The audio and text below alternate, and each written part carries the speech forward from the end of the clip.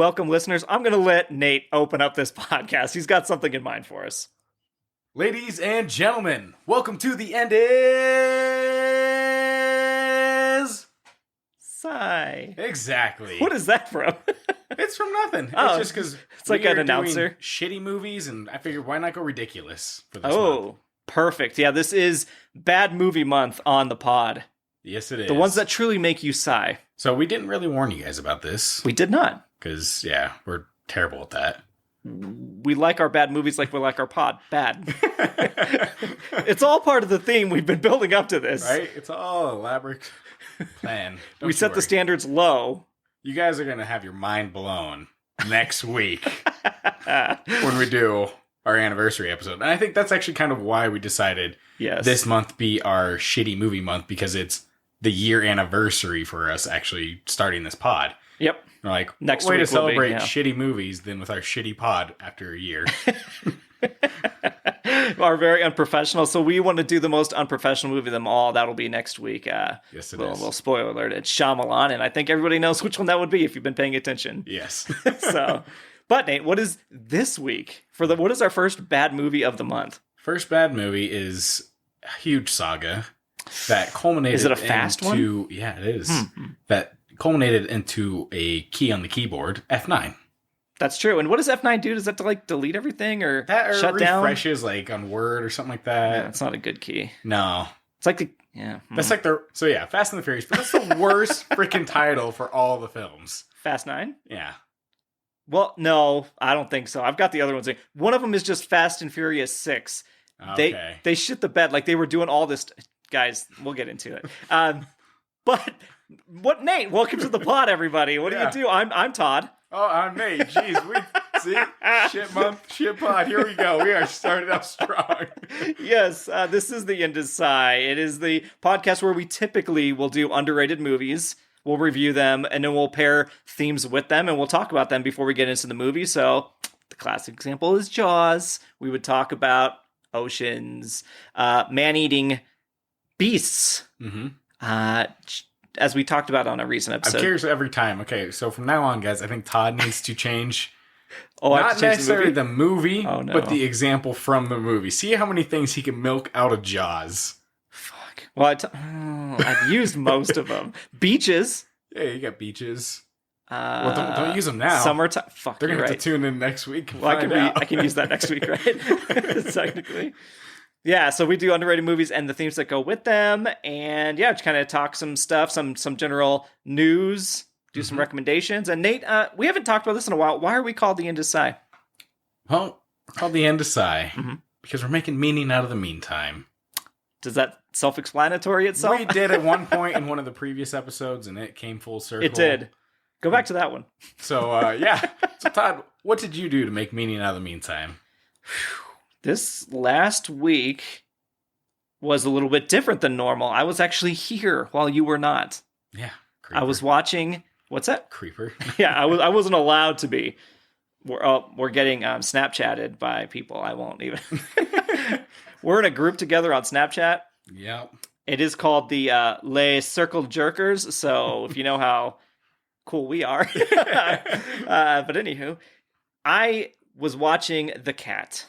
Yes. For them while they went off with the Heimdog to go explore Mother Nature. Yeah. And I was here, watched some movies on their nice projector downstairs. Got Blade Runner 2049 out of the system again. It's still one of the best movies ever made. I know eventually that's going to be one that pops up on this this pod. It definitely is underrated because it didn't have a critical success. No. Even though it's a sequel to one of the best. Yeah, it shouldn't be underrated. I also watched Gravity per one of a coworker's recommendations, and that is great on the big screen as well. And then Inception, which still holds up. It's still just a fucking banger. It is. Spoiler alert, I do think the whole thing's a dream. But that'll be maybe if we ever get into something like that, we'll talk about it. But I spent my time here in this little old town that I grew up in, and I tried to go to the coffee shop on the one day it was closed. Sunday. So, yep. Because this is God's country, and it has a goddamn prayer request box out front. So this is where we're at. But that's what I did. Not much else. Okay. Yeah, just kind of hung out. I did another puzzle. Caught up on some TV shows. Nice. I did some more TV shows. Oh, damn. Yeah. Let me see what TV shows, Nate. So while I was here, I watched all of Yellow Jackets. Okay. What'd you think? Good show. Yeah. It's good. It's dark as fuck all. Yeah. Like creepy dark. And then I watched the second season of Sweet Bitter on Starz. There's only 2 seasons. I see why they canceled it. I loved season 1. Season 2 is just kind of like, they're not really doing much. The lead actress in Sweet Bitter is one of the lead actresses in Yellow Jackets. Okay. I started Resident Evil. Yeah, I saw the first 2 episodes. And stopped after the first 2, I believe. Yeah, we watched the first 2. We'll not be going back. Out there in Utah. Oh, really? Yeah. Yeah, I won't be going back to that. I started season 6 of Animal Kingdom. Okay. And did you know Harley Quinn starts today? It does. Back. Mm-hmm. Add it to the list. And my recommendation is the last one that I will talk about after the movie. Yeah. Well, luckily Harley Quinn is a short episode, so it'll be easy enough to... They're like, aren't they half hour? Yeah. Oh, so yeah. No, they're not like 15-minute little chunks or something. But yeah, what about you? So tell me about this trip, Nate. Yeah, so quite the trip, Went out to Utah, first time hauling a camper, so that was nerve-wracking. Yeah, how was the reverse action? Our first stop at a gas station was a pain in the ass. I bet. Because we couldn't make a turn because there was a truck parked in the parking spot in front where I was going to swing out for a wide turn. Oh, gotcha. And so I was like, shit, and it was early in the morning. There was no, it was just bad. Sounds like a Todd rant. Yeah. But yeah, no, it wasn't bad overall. Heimdall did great on the drive. Awesome. He just laid his head in the middle console and that was it. Nice. So yeah, we met up with some friends out in Syracuse for a couple nights. Okay. We experienced an escape room while we were out there. Did you win? We got out, guys, and Todd wasn't with us. You had 4 people. You had figure out the common denominator here. No. But no, honestly, it was a great escape room. We did one called the Cabin, and so you walk into a hallway first, and it's kind of got like shrubbery and fake like plants and all that. What shrubbery? Look like a you're cabin? In the woods. Oh, like it's supposed to be outside? Yeah. Oh, okay. And then you go through and you walk in the door, and then it's laid out like a cabin. You got stairs that go up to a second loft, but that was kind of off limits. It was just more decoration. You had a window in there that had fake lightning and water constantly dripping down. Oh, that's fun. To make it look sound and everything? Yep. Lightning. Nice. It had lights and all that too to flash. So they did a really good job. And there was a part that got me it got a jump scare out of me. An escape room got a jump scare out of you. Yeah, because I was like, all right, let's see. There was a garbage disposal in the sink, so I reached in there and I had like a motion sensor and it went off, and I was like, that got me. It got me pretty good. Man, so I would assume that would get anybody unless you. How would you know it's supposed to not go? Like, yeah. Why did you put your hand in it? Because I was like, is there anything? It looks like there's something in there, so I reached. It was just one of those things. There's no switch anywhere. Yeah. No. Okay, so it's not like you could even check to make sure it was off. Yeah. So and then that's pretty cool. They had another thing where is this like Cabin in the Woods type shit? Like it's supposed to be creepy? Yeah. Okay. And then there was another part where you opened up the fridge, and it was hollowed out, and it went into another room. So you had to crawl through the fridge to get into another room. And I'm glad you got to experience this. It was a well done escape room. I'm not jealous. Oh yeah. Okay. Good. Whew, I was worried about that. Well, your cat cuddled with me, okay? So fuck you. All right, that's fair. And then, we went to Bear Lake, which... real quick, what is the name of the escape room? Do you want to throw a shout out? Do you know what it's called? I think it was the Great Escape Room. Okay. That's what it was called. Like the Great Outdoors. Yep, but they had multiple rooms. That was like the hardest one. And you beat it. Yeah, we got through it. Was it just your core group of 4, or was there strangers? Just 4, okay, so that made it nice. Great Room Escape is what it's called. Great Room Escape. That's cool. And I don't know if it's technically in Syracuse, but I don't know how Utah cities work. No one knows how Utah works. Yeah, it's always weird out there. How many wives did you see? I don't know. There was a lot of large families. We'll get into that in a sec. Okay. Well, Bear Lake. Okay, you went to Bear Lake. Yeah, went to Bear Lake, and it was nice out there. It's a big-ass lake, and it's very shallow waters, like probably a good 100, 150 yards out. Oh, wow. To where like I could still reach. And Heimdall can go play. Yeah, Heimdall loved it. He ran around, chased a seagull. Nice. And he's a little poop shy on the leash, but for some reason he gets in Bear Lake and he has no issue pooping in the lake. So he likes pooping in water. So yeah, picking up poop, I'll pick up poop, but picking up in a lake is fucking horrible. Mm-hmm. So there's that. Glad you added that detail. Yes. Listeners, in case you're picking up wet poop. So if your dog's gonna shit in the lake, don't let him. Or if your dog's constipated, take him to a lake. There's that too. So yeah, and then there's a lot of cool shops around there. Like nice little small, like, you just order your food. So it's not too outside. Remote. No, I mean, it's definitely going to blow up, I feel, because they're in the process of building a big resort out there. Oh, that's going to have Great Bear Lake Resort or some shit. Indoor water park and all that. And so... It's like the Great Wolf Lodge. This will be the bear one. Yeah, exactly. It's going to compete. They're going to have border wars. Fair enough. Yeah. But, yeah, so while we're there, going to the different restaurants, bunch of families, usually, You sent a Snapchat. I did. Okay. I did. And it was maybe like, one mom to 7 kids. Fucking ridiculous to have that many kids. Where the world is overpopulated. Yes. And one of the kids, there was like a decorative shark that was on like a lure hook thing and another rope thing holding it up. Well, the kid decided to take the rope and just swing the shark around all crazy like. Surprised it wasn't broken. Mom didn't do shit about it. Oh, kids will be kids. Pretty much exactly what it was. And I was just like, this kid's going to die from a fucking fake shark. And it's going to be ridiculous because there's no sign out there for common sense of like, hey, don't let your kids do stupid shit. Right. And they would win the lawsuit or some bullshit like that would all happen. And they get more money, pop up more kids.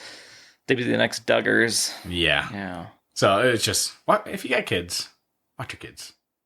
I feel like, common sense. But who knows? You would think it's common sense. Yeah. Yeah. My concern would be, well, if this kid dies from the shark falling on him, I have to be there for like the police report. I have to stay here, and that would ruin my vacation. I'm not really concerned with what happens to that family. I'm really concerned with what happens with my vacation at this point. Yeah. Well, they took because they had cornhole there at that place too. Oh, okay. So they're taking the beanbags and they're throwing them against the wall. And they got caught on a metal sign and ripped, so he just started like spilling the beans everywhere from the bag. Did the employee do anything? Well, the employees can't see because the way it was like designed, it was like around the side of the hut where the food was. And the mom didn't even care about the beanbag. No. Yeah. Yeah, exactly. Yeah. Other than that, it was actually a great vacation. Right, when you got away from civilization. Yeah, because during the week, there wasn't a lot of people, but then weekend hit, shit ton of people. Oh, yeah, I bet. It was packed. Okay. Well, you got a full week out there, so you got some good experience. Oh, yeah, it was nice. So, yeah. You happy to be back? Yeah, I mean, it's always nice to be back in your own bed. Right. I'm sure you enjoyed being back in your own bed. I did. Sorry if it was uncomfortable here. No, the bed's really nice. Okay. No, I had no problem with the sleeping arrangement, but it is nice to be back at your own home, even though I'm like 15 to 30 minutes, depending on traffic away. By the way, there are 27 lights between my place and yours, okay? And it takes 18 lights to just get on one side of I-25. That's why it takes me so long sometimes. If I get stopped at 18 lights, which usually happens in Fort Collins, because they're, you know what? Fuck whoever engineered those goddamn light systems in Fort Collins. Yes. They need to be making minimum wage because they're putting in minimum effort. Yeah, they are. But anywho, so it takes a while if I get stopped, but I counted them. I got desperate enough to know why it takes me so long sometimes. Middle of the night, I can cruise through because usually, it's no traffic stopping it. But on that note, so I can't drive fast. No. When I'm coming to your place, usually, Nate. Yeah. I am furious while I'm doing it. Uh-huh. What are you getting at? Shall we talk about the Fast Saga? I guess we could skip over news. So, he forgot about all the news. But what a good segue I had going. Yeah, you worked it in, God damn it. You forgot. God damn. Okay, you're right. There's so much news. Yes. Okay. So we are talking, they did have San Diego Comic-Con the week, and I was gone, and so we're a little behind on that news if you guys have already heard it. Yeah, if you haven't heard it, cool. If you have, here's some thoughts on it. All right. So, San Diego Comic-Con. Dungeons and Dragons movie that got announced. Yeah, with Chris Pine. Yep. So they announced the cast and all. Yep. We got Chris Pine. He is going to be a bard. Yep. We got Michelle Rodriguez as the Barbarian. Fast staple. Yeah. We got Reggae Gene Page as a Paladin. He's from Bridgerton. Okay. Hugh Grant as Rogue. We all know Hugh. We got Sophie Lillis as a Druid. Don't know who that is. And Justice Smith as a Sorcerer. Okay. From Detective Pikachu. Pika. And another recommendation for me this week. Yeah. What? That this guy's in? Yes. Oh, wow, okay. So, yeah. I mean, I'm excited for it, you know? I feel like Dungeons & Dragons, it's booming. It's a big thing right now with the community, so... And off the back of Stranger Things. I feel like they're hitting it at the right time. Yeah, even though that's got to be a happy accident, so... Yeah. Do you remember the original Dungeons & Dragons movie? I never saw it, so... Very bad. Oh, I'm sure, yeah. This one doesn't look better to me. Yeah? Okay. It looks just as, like... Every time they do a Dungeons & Dragons movie, I feel like it's... They give it to, like, the Beast team, you know? They're like, yeah, it's kind of like student film kind of thing. Like, they put in the bare minimum effort, but Chris Pine being in it leads a lot of, you know, momentum. Yeah. Thumbs up or thumbs down on this? Or thumb in the middle? Well, thumbs sideways, yeah. Okay, he's giving me two thumbs up, guys. He's not being honest with you. That's not, I don't know. He just lied to you. He gaslighted you guys. This is not Comic-Con news, so we'll go back and forth here. All right. Alan Grant passed away at 73. Yes, he did. And best known for Judge Dredd, Batman, Lobo. Mm-hmm. So yeah, that's a giant loss. We've had a big loss recently. This is another giant loss. Yeah. So, do you have a lot of Alan Grant stuff? I never really got too much of his stuff, but I mean, Judge Dredd, like, that's awesome. Like, for him to create that comic and everything he did there. Right. So, and then Lobo is a character that hasn't been utilized really, but I'd love to see him actually utilized because he's just kind of like a rock star assassin going through space. I feel like is the best way to describe him. He's an insane looking character. Yeah. He's almost like Deadpool, right? Yeah, in a sense, yeah. Is he kind of meta? At times, yeah. Okay. So, but I feel like, I don't know, he would actually be a really good inclusion in Harley Quinn, just for a fun episode. Oh, that's true. Yeah. Maybe he's in it. Yeah, maybe. Maybe you predicted it. So San Diego Comic-Con, they had a Keanu Reeves panel, which is rare because Keanu Reeves doesn't really do a lot of Comic-Con appearances, anything like that. Right. And so it's more for his comic Berserker, is why they kind of had him there, because it's a comic that came out probably in the last year. Is he going to star in it? I don't think it's going to be an anime show on Netflix. And there's so many animated things coming out. Yeah. So many. Yeah, I mean, there's nothing wrong with it, as long as it's got a good story. Yeah. Yeah, okay, Todd is far against it. No, I'm not far against it. I like animated stuff. I just prefer the live action takes on things. I guess I like the animated stuff because there's certain things they can do without the budget, per se. Right, they can get away with a lot of stuff. Yeah. But just hire some actual voice actors and not just stars that are famous. And that goes against, Keanu Reeves being it, but still. Yeah. And then also, while they're there, they announced John Wick 4. Yep. And they had a panel. I saw the movie poster. Yep. It's got nunchucks, so I'm excited for that. I didn't even see the nunchucks. Okay. Yeah. So that was in the poster. So I was like, all right, cool. He's going to go Michelangelo on someone's ass. That would be amazing. I'm trying to see how they up it every time. And the poster looked pretty much like they all look the same. I think... No, I watched the trailer, for John Wick 4. Yeah. Like, I saw it. It looks good. Yeah. It's the Matrix 4 we wanted with... Right, yeah. I mean, because, what is his name? God damn it. I think we always forget his name. The guy that plays Morpheus. Morbius? No, Morpheus. Oh, Morpheus. Daniel. I got Morbius on the brain. Oh, shit. Nobody should have Morbius on the brain. Fuck, what is his name? We do this every time with this actor. I can never remember his name. Yeah. But he plays Morpheus, and he also plays an assassin in the John Wick thing, and they're teamed up, and it's like, this is what I wanted from Matrix 4. But with the whole Michelangelo comment, I'm going to butt in before you get your news. Oh. They also announced IDW is going to release a Last Ronin continuation of the comic. Oh. So Last Ronin is a comic about Teenage Mutant Ninja Turtles. In the future. Where... one of them survives and the other three die. And you don't know which one survived. Exactly. And so now this is a continuation that is The Last Ronin, The Lost Years. Nice. So, yeah. And Nate did, as a gift for watching The Home and the Cat, he got me the Lost Ronin comic book series. Yeah. So I'm very excited to read those. Hopefully you enjoy it. I feel like I will. Especially if they're greenlighting more in that story. People have talked it seems like it's had really good reception. Yeah. This might have come from San Diego Comic-Con because it was around the same time where they're just kind of leaning off it. Yeah. Avatar: The Last Airbender is actually getting a real follow-up movie animation. I think it was actually from San Diego Comic-Con. Okay, because they had a booth there and everything too. Oh yeah, it is hashtag SDCC in here. Yeah. So we're good. Yeah, so it's actually going to be a real follow-up movie, not the live action. This is not that thing. This is not Shyamalan shit. But I don't know if it's the same studio. Is it through Netflix though? Avatar. I know it's the same studio and all that, but I don't know if it's through Netflix still. Oh, I don't really give a shit what it's through. But yeah, no, it's that, and I think they have like 2 or 3 other movie. They were going to do that that one bodyguard chick that's really awesome. She was supposed to get her own, and they're going to do a Korra movie. Yep. So yeah, but they're starting with Aang and his crew as like teenagers. Oh my gosh.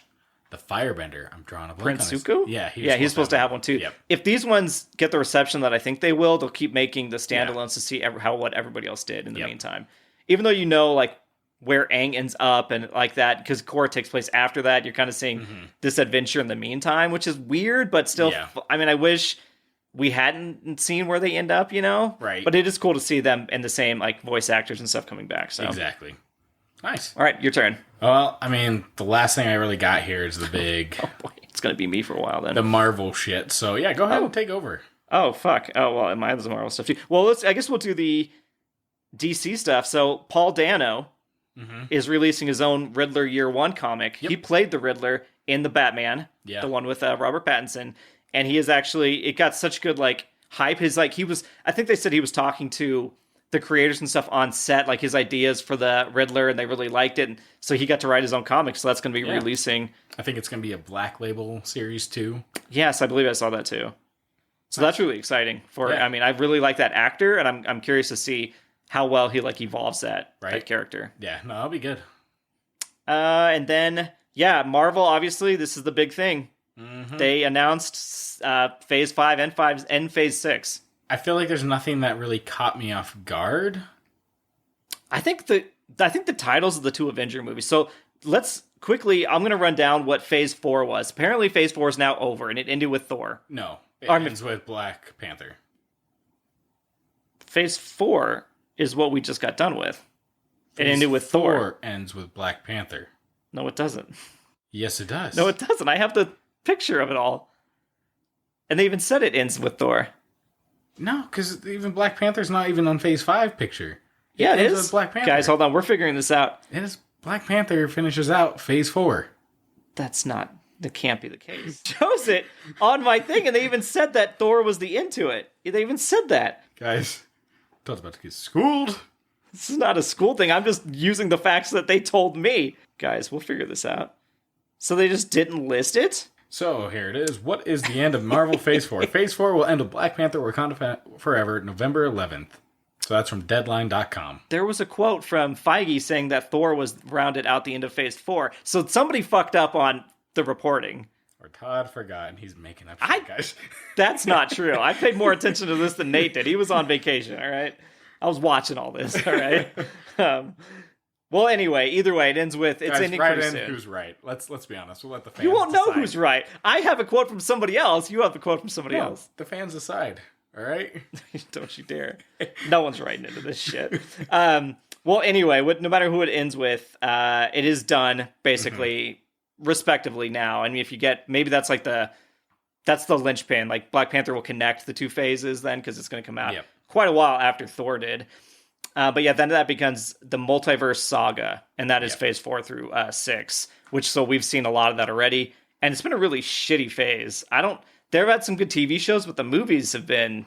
Yeah, I mean, some of them have been hit or miss, so... Doctor Strange was fine. It was good. I enjoyed it. I mean, Shang-Chi was probably the highlight of all of them for me. Yeah, and he's the Shang-Chi, the guy that directed that, is going to direct the Kang Dynasty Avengers movie, but that's exciting. Yeah.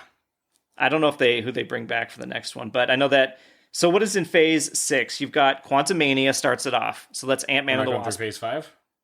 I mean, sorry, Phase 5 is what I meant. Okay, I was like, what's going on? Yeah, so Phase 5 starts Quantumania. That's the next one next year in February. And then you got Secret Invasion, the TV show, which I think they're jumping in really quick to show Secret Invasion. It's going to be all the aliens from Captain Marvel and stuff. I guess it's hard to say because, what are they, obviously they're not going to go based off of strictly what storylines they have in the comics. Because, if they were going in order, Secret Wars would have came way before all this shit. Before Invasion and stuff? Oh, yeah. Oh, okay. And then you got Guardians 3. Yep. Then you've got Echo. Is Echo from Moon Knight? No, Echo is from the Hawkeye show. She was. Oh, is she? Oh, she's Haley Steinfeld. Or not, the deaf chick. Oh, yes. So that's what was Haley Steinfeld's name in that? Sparrow? No, is that not a bird name? That was Hawkeye's sidekick, right? Yeah, it's Hawkeye. Her name is also Hawkeye? Yeah, she goes in the comics. Yes, that's just Hawkeye. I thought she had a different name in the show. I don't know. I think it was just Hawkeye, but I don't know. I was way off. Okay, Echo would be a good character. Loki season 2, The Marvels, which finished Ms. Marvel. Yep. And so you know that. I saw one episode on that. Well, with what the title in this implies, they are going to be teaming up. Yep. Blade, Ironheart, we talked about. Agatha, Coven of Chaos. You love the name, don't you?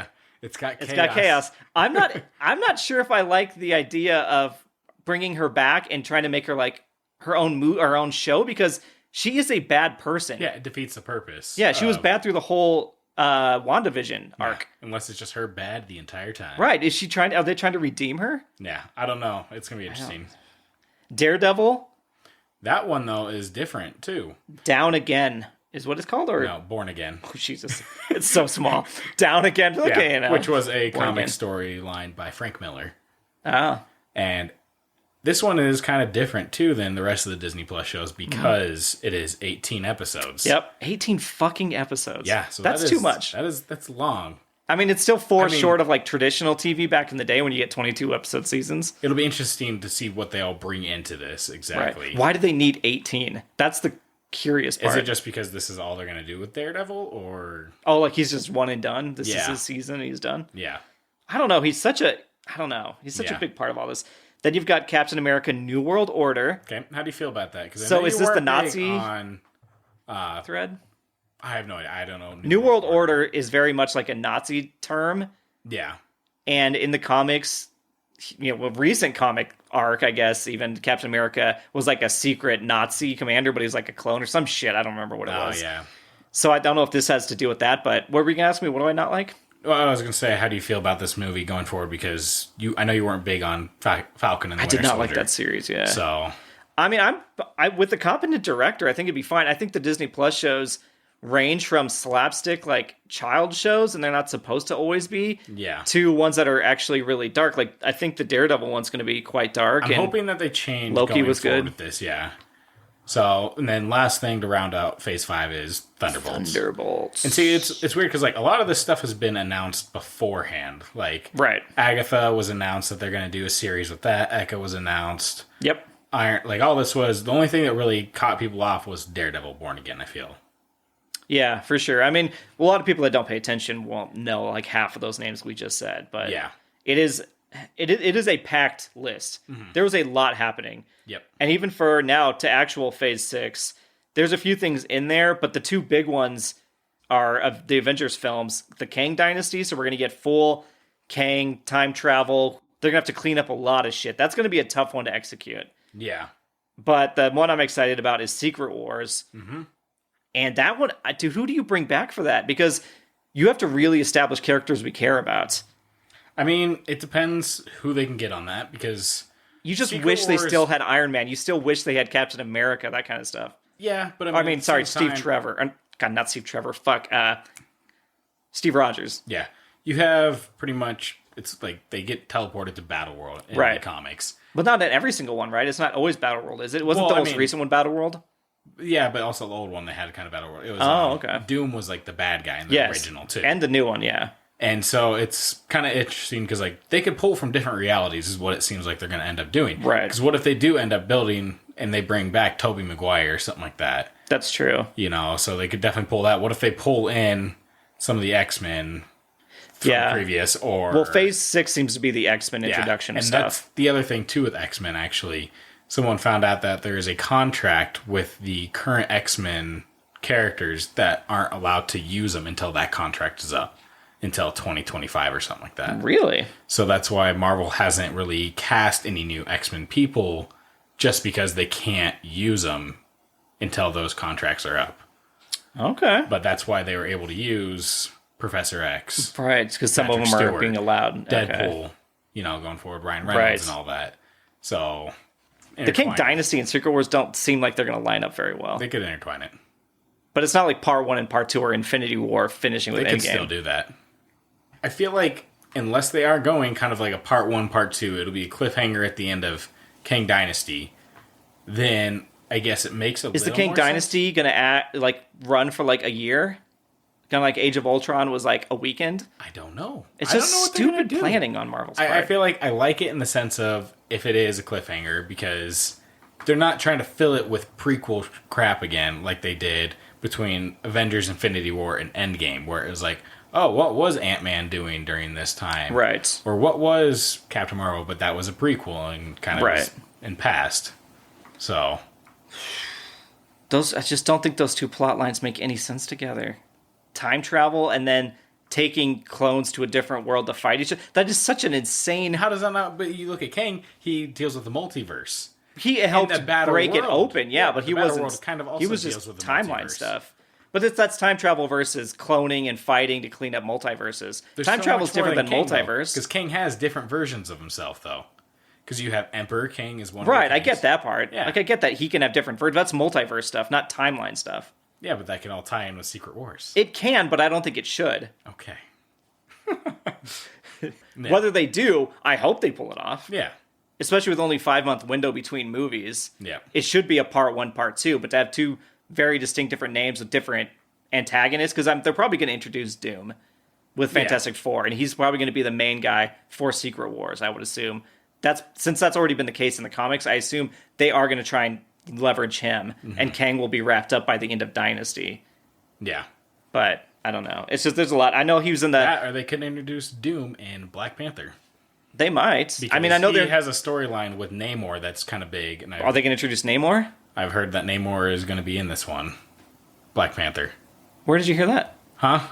It's, when you're in comic book groups and all that. Nerd. Namor prices of comics shoot up because, he's, Kang is also in the poster for Quantumania, so he's going to be right away in Phase 5. So, yeah, they're kind of building up a lot more than they did with Thanos when you think about it. Oh, yeah. Because Thanos was an Infinity War.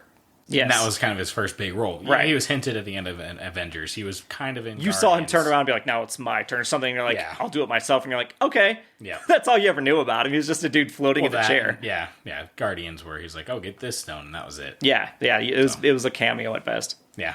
So I guess out of everything that was announced there, what are you most excited for as far as Marvel goes? Ooh, big question, Nate. Mm-hmm. You know what? I am excited for the continuation of Charlie Cox's Daredevil. I know it's not Down Again, but Born Again. Yeah. Is it the same Daredevil that we know? Yeah, that's always hard to say because same actor, and it's also the same actor that does Kingpin, Vincent D'Onofrio. Yeah, but it could be just again a multiverse version. Is it? Because then why wouldn't you bring in Jessica Jones? Yeah, I guess I'm more excited for that.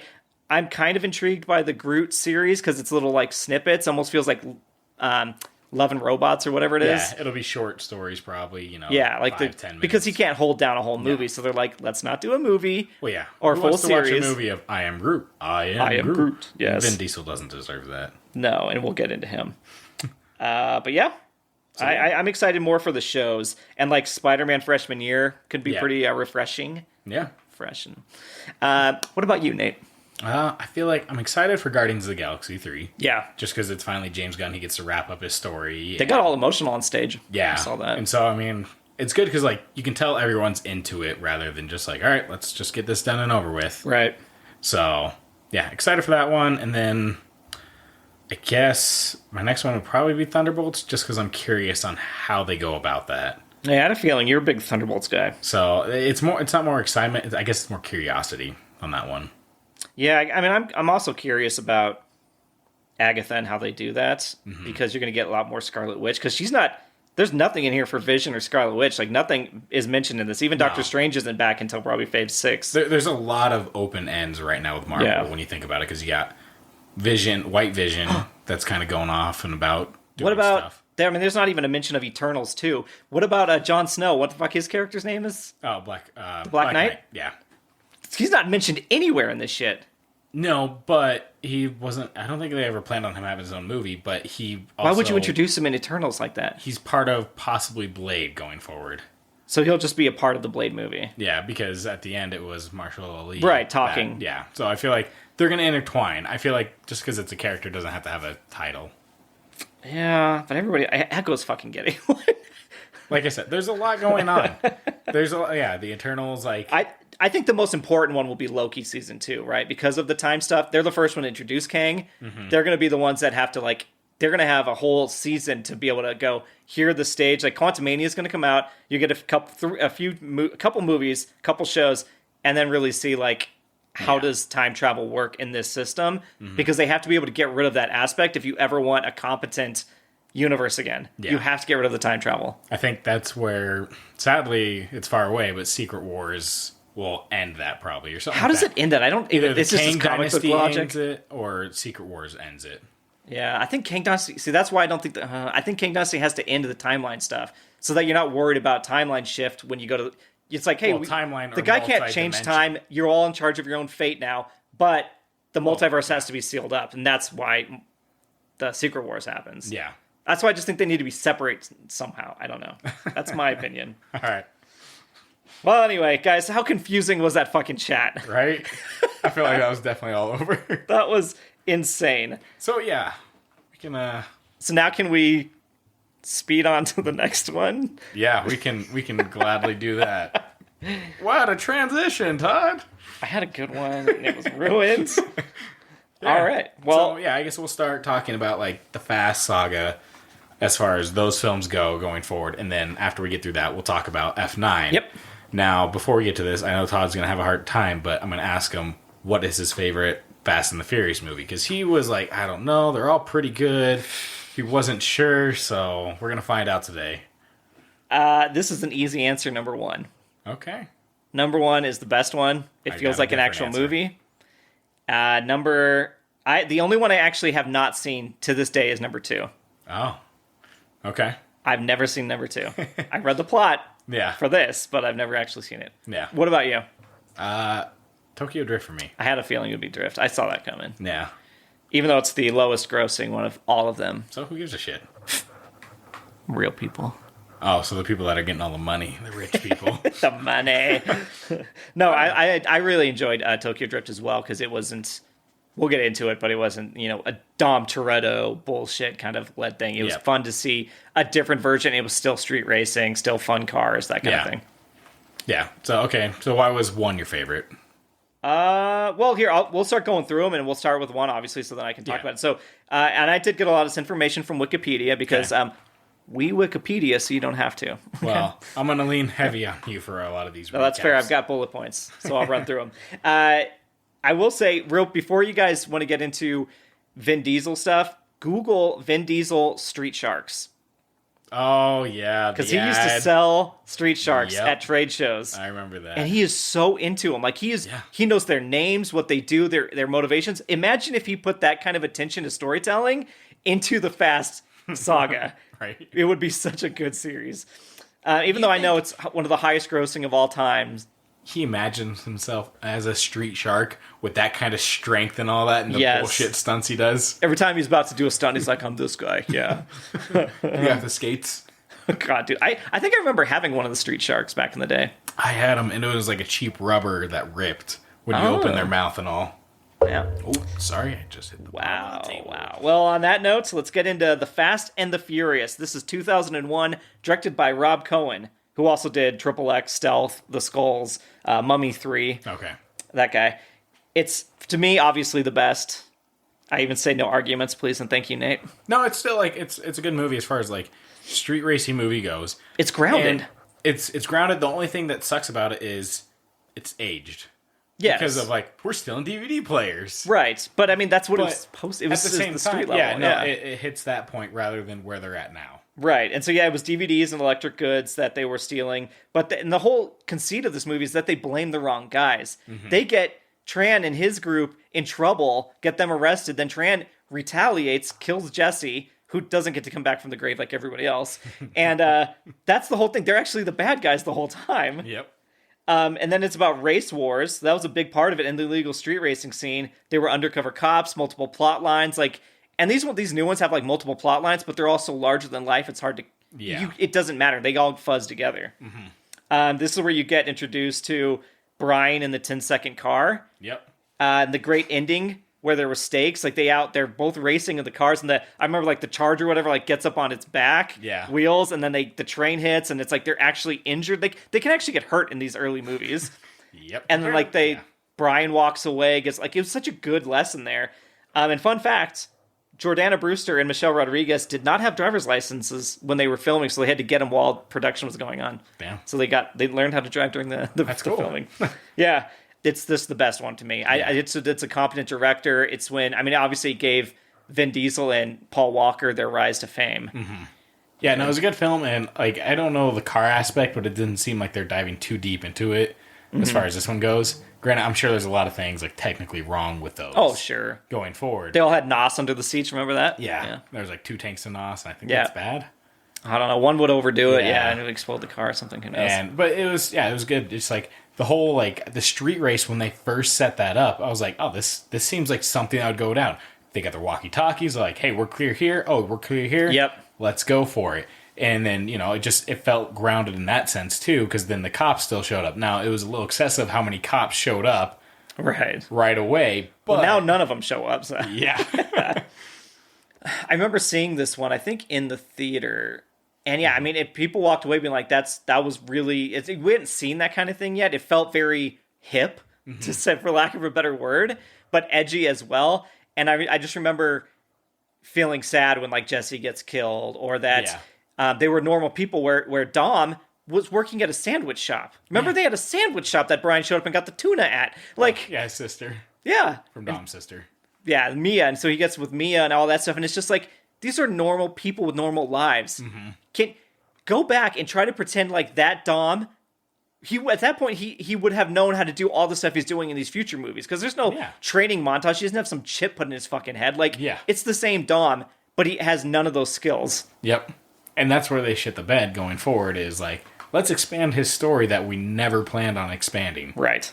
So number 2 was called Too Fast, Too Furious. So they're already playing with the fucking titles. This was 2003, directed by John Singleton, who did Boys in the Hood, Shaft, and Four Brothers. So he's more of another competent director in terms of like real storylines. Yeah.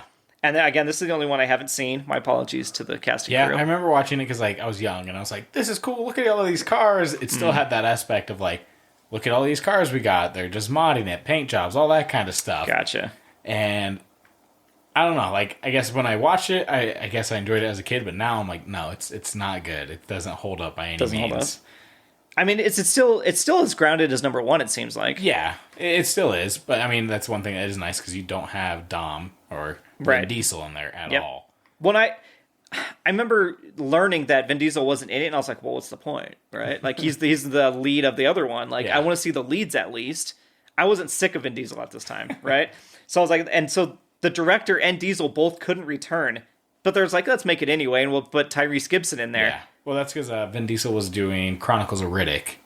That was his project, I think, going on during Too Fast, Too Furious. He was. Well, here's a little fun fact, Nate. Vin Diesel was offered $25 million to return in the sequel as Dominic Toretto. However, he refused after reading the screenplay, as he felt that its potential was inferior compared to that of its predecessor. Look what he's doing now. Yeah. And so then he said he only joined on so long as Universal would also fund his Chronicles of Riddick. So he leveraged it to come back in the next one. Yeah. To do his cameo. Yeah. He only came back to the cameo so that they would do it for Universal. Right. That's insane. It is. But so number 2 is Tyrese, who actually gets injured. I saw some clips. Yeah. He actually has an arm brace on at the end there. That's because he drives the car onto a yacht. Oh. He jumps it onto a yacht. God, that seems so quaint, doesn't it? Doesn't it seem so quaint? Right? You could do that in real life. You could ramp a car up in the water. Yeah. I think they did that in or they tried to do it in Starsky and Hutch, and they overshot it. Yeah. Did you see the bloopers, though, when like they keep clipping the boat and stuff like that? Oh, no. Oh, the bloopers are really good. Huh. They do like that big jump off the hill, and the car slams and just loses all of it. Yeah. Anyway, we should do it. Starsky and Hutch is a good movie. It is. That's all I really have for number 2. Yeah, there's not a lot. I mean, I remember the one scene, there's like a bunch of decoy cars that they kind of go through the town, and they kind of escape through that. there's an ejecting seating thing or whatever. I always remember. Oh, right, really? Like, Tyrese Gibson had they had to get like their hench people out, whoever they were with, working.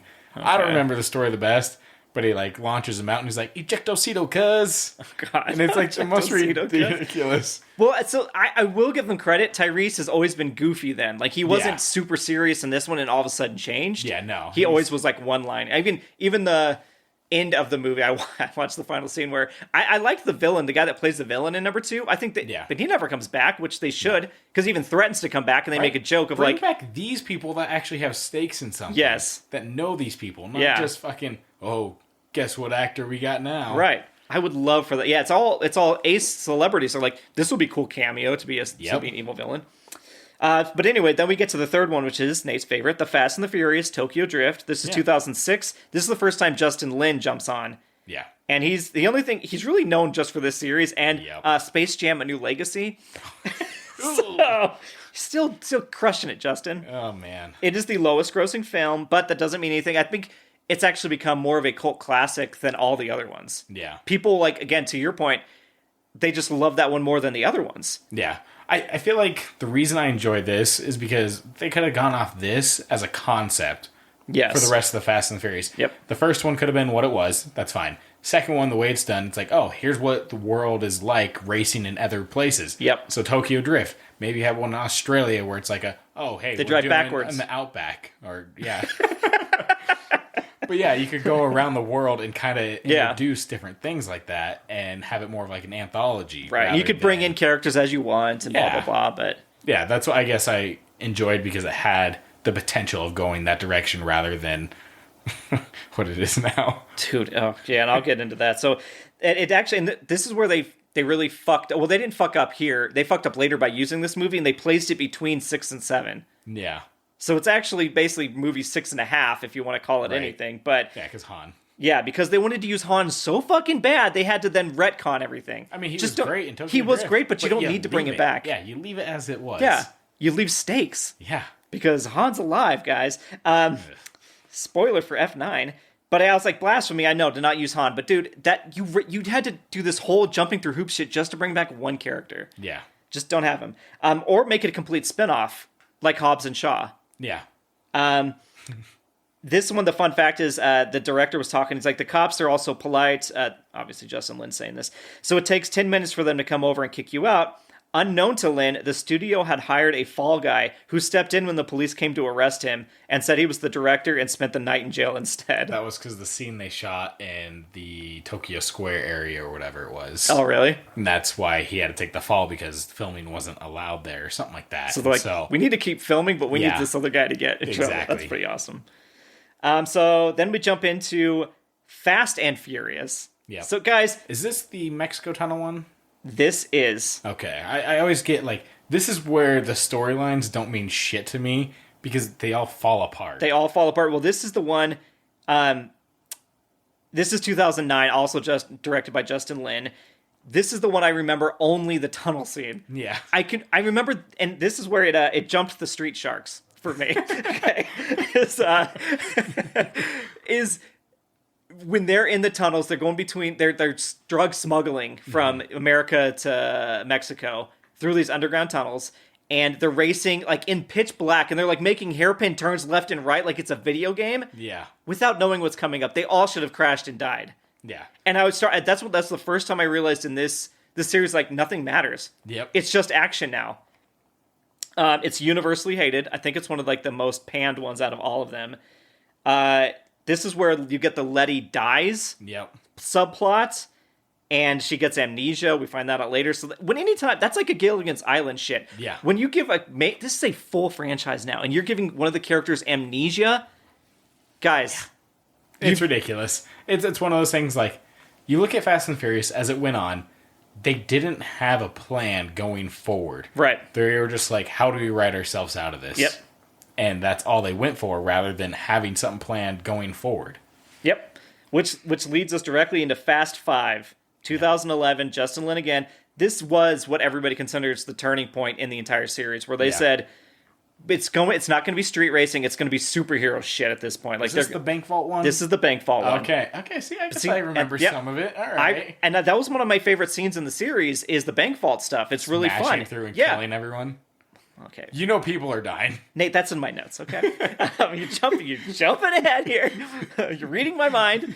No, well, there's two things happen. So it's a very good scene because it's like they apparently went back off of kind of like a lot of the special effects that were starting to be used, and they went back to some more practical effects. Okay. And so it was really cool to see the safe being pulled by cars through the city street. Yes, that's the other thing is they murdered a ton of people. They act like they don't. Yeah. Every one of these movies, they act like they don't. So many cars are destroyed by tanks and shit now. People are dying left and right. Oh, yeah. Left and right, they're just dead. Yeah. Because Dominic Toretto cares about family, just not yours. So it's so true. But yeah, this is where and a lot of people have marked that this is the one where they're like, well, this is where the series got better, quote unquote. This is where they started to make gangbusters and money. In April 2011, Universal Chairman Adam Fogelstein said, "Can we take it out of being a pure car culture movie and into being a true action franchise in the spirit of those great heist films from 10 to 15 years ago?" So they clearly made a choice. Yeah. They thought they were alienating people by caring about fast cars and how cool they were. Guess what? I know a lot of people that really loved seeing the car part of it and how like they could imagine them in those cars. Right. I feel like they could have done a better job in making those technical at this point too. Having access to information of actual engineers, mechanics, whatever it is on hand of like, hey, what if we did? No, that's actually not going to work. Right. So. Yeah, but this is also the movie that introduced The Rock. Yes. So he showed up for the first time as Hobbs. Mm-hmm. And I mean, it was a pure action movie at this point. It was a good one. Mm-hmm. I don't like it. Again, you don't remember all the details because it gets so fun. You remember the big action scenes. Yeah. And even then it gets a little bit blurry as you get down the line. This is the one too where they're on the highway, or is that the next one? Where Dom gets shot across the highway and it's the tank? Yeah. This is the next one, I think. Okay, yeah. He gets like shot across the highway and it's like a bridge highway or whatever, shoots the gap and lands in the windshield. So they're going like 60 or whatever in this scene, and he walks fine away from it. Like that's This is when no one could get hurt. Yeah. No one could really die or get hurt. Yep. Except for certain people.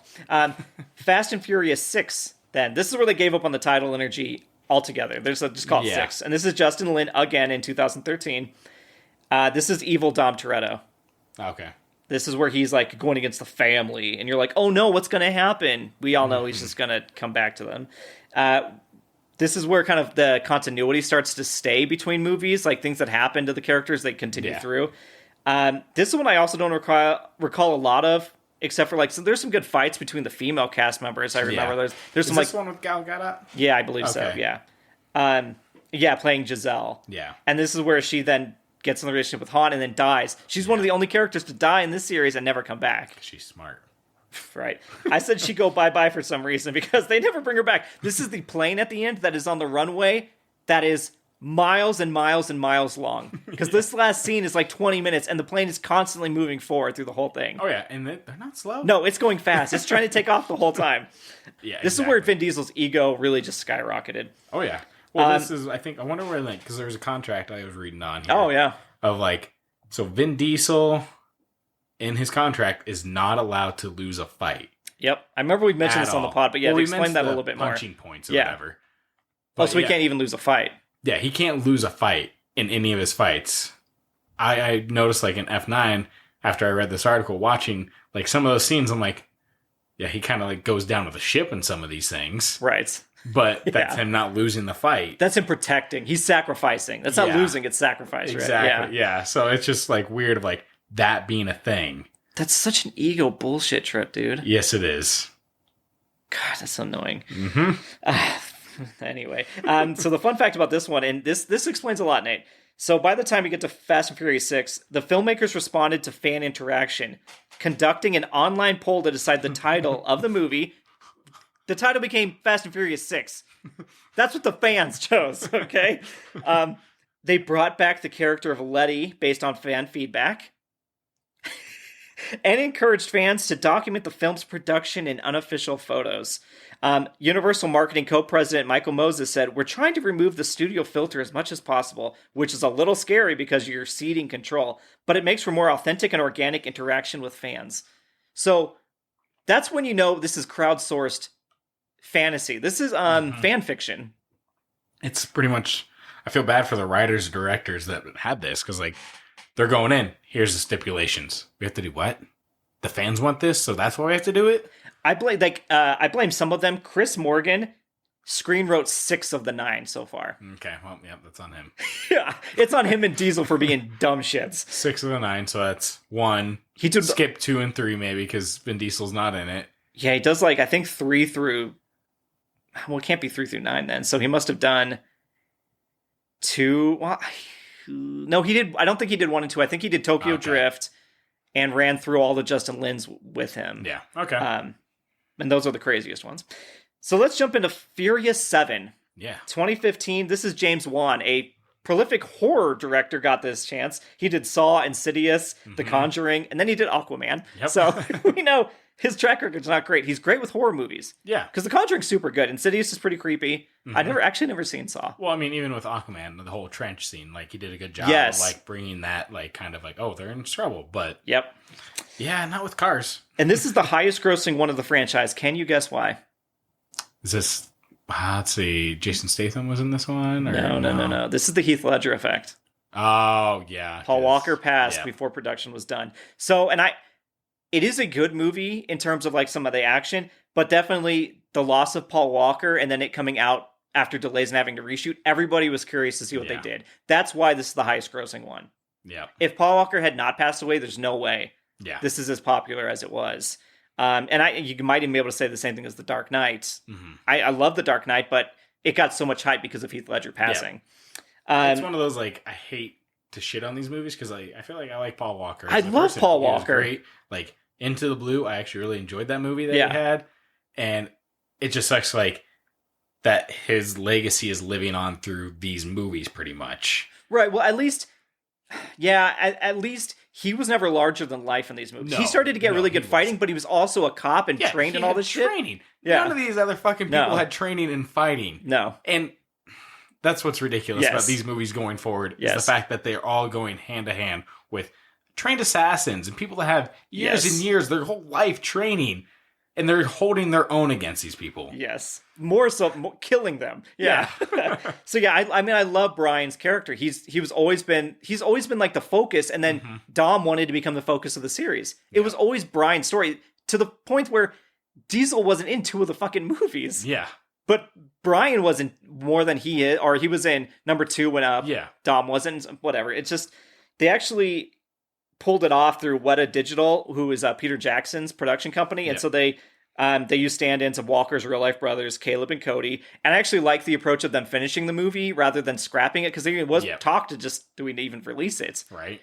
But I'm glad they finished it because it gives Paul Walker a sign-off, and they thought about killing him. They said, we're not going to kill off his character, we'll retire him. And I think that's it. They have to do a little bit hand-waving on some stuff. Yes. But it makes sense of let's build a family that he goes and takes care of. He's just out of the game. Great. It makes sense. You can easily wave that off. No, we're not calling on him. He's done his part. He's done more than enough. Yes. So, yeah. And I think this movie should have been the end of the proper continuity. I think it should have ended after 7. Yeah. When you lose one of your leads, you just end the series. Because it had a finale. It was done. You didn't need them to keep doing shit. Nah, I wanted to see more Vin Diesel. Yeah. Well, you got him.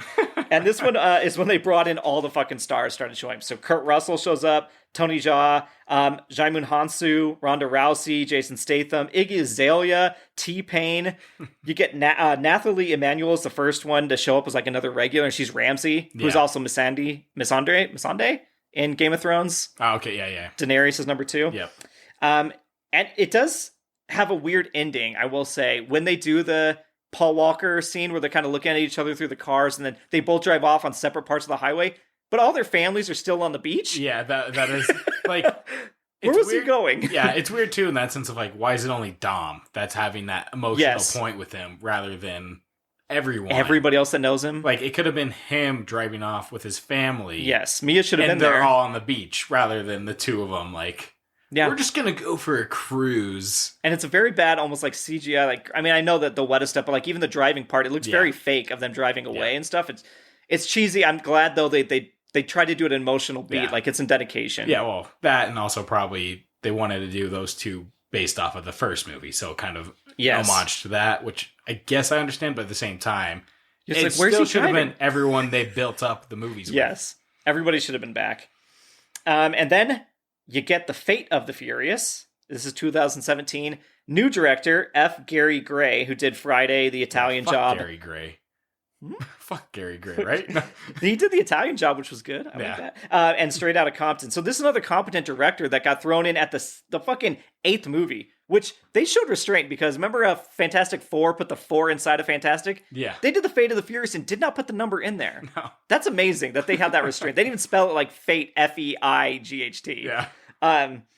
But this is where Charlize Theron shows up as Cypher, who is a horrible villain with even horrible haircuts. Mm-hmm. She has dreads, I think, in the first one, her first outing, and this one it's like a bowl cut. And this is where his kid gets introduced. Yep, he has a kid and a wife that we didn't know about, or in between movies. A lover or something like that, yeah. And she's in there, and there's like a whole plane scene like behind glass. And then Deckard Shaw, Station Statham, who supposedly killed Han, is now a good guy helping them rescue the son with the brother that was the evil villain from the movie before, Owen Shaw. Guys, I'm trying to make this as confusing as our Marvel talk earlier. Right. But once again, this film wanted to shift the focus. They said they wanted to change it from heist films to spy capers. And so this is why it switched again. Yeah. I just remember this one, the big scene is this skyscrapers driving from each one through them. And it's so ridiculous because there's that point where fucking Vin Diesel is like, I'm going to lift this whole fucking car while you go under it and work on it. And you're like, the fuck? There's no way. Why? Just have him grab a jack and jack it up. Yeah, grab a jack or let it just be on jack top. It off on the screen. Let it be like, oh, this is in the glove box and it's locked. We got to get the key. Anything that's that way there's grounded. A little more. Yeah, it's. Yo, do you have me lifting up a car in this one? Then you got Tyrese. He's like, I'll distract the party. Oh, fucking forgot about that. I remember this trailer because of the submarine in the ice. Yep, that's the other. Yep. This is the big finale, and so Richard Roper, famous reviewer, Chicago Sun-Times, he summed it up pretty good at kind of how we start feeling about these movies. He says, moments after Dom has gone rogue and apparently wants to kill them, they're making jokes. As they're racing through the streets of New York City or skidding along the ice in Russia, killing bad guys and narrowly avoiding getting killed themselves, they're cracking wise. Even within this ludicrous universe, it's jarring to hear those supposedly smart folks who refer to themselves as family acting like idiots who don't seem to care if they live or die or if their friends survive. And it's like, yes, they're constantly cracking jokes and making light of it. God, I don't want to jump ahead to Fast 9, but they go into space and they're just... It's like, dude. We're about there. Yes, and so this movie, did you like The Fate of the Furious? No. Okay. No. Cypher is it's so larger than life again. It did really become a caper, a spy caper as they wanted to. They've definitely done what they want to. Oh yeah, they keep like, all right, we got to get some other device that's bigger than everything else out there. The one was called the God's Eye. Yep. And I think this is now, this new one is, I don't think it's the God's Eye, it's something else. And there was Nightshade. Orb. Maybe this is God's Eye. No, it's not God's Eye. Because God's Eye watched over all the technology. Which one was it where they had the parking lot? Like the parking garage where all the cars that was like 5 or 6. No, that was probably like 5 or 6. That can't be 5. I feel like it would be 7. Was 5 the tunnels? No. 5 was the... Oh, that was the... God fucking knows, dude. I just remember the ridiculous scenes. That's all. Yeah. And, well, I guess we can focus all of our shit talk going forward into F9. 2021, Justin Lin is back in the director's seat. And this is where Dwayne The Rock Johnson says he's not coming back anymore. Yep. Because he hates Vin Diesel. Yeah, he's fair in that. Yep, so he's on the right side of history on that one.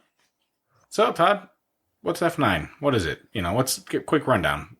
3 sentences. Go. Family. Superheroes. Revenge. Family. Oh, shit. Dude,